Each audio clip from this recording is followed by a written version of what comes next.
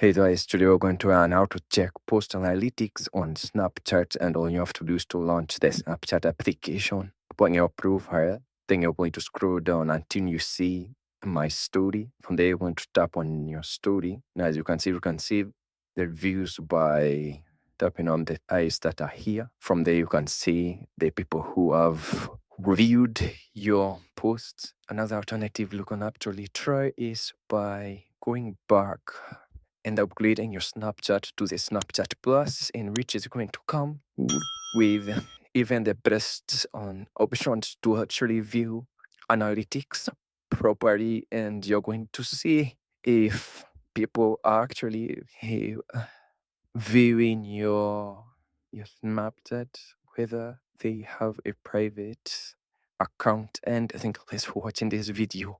Please do like, share, and subscribe, and I'll see you guys on the next video.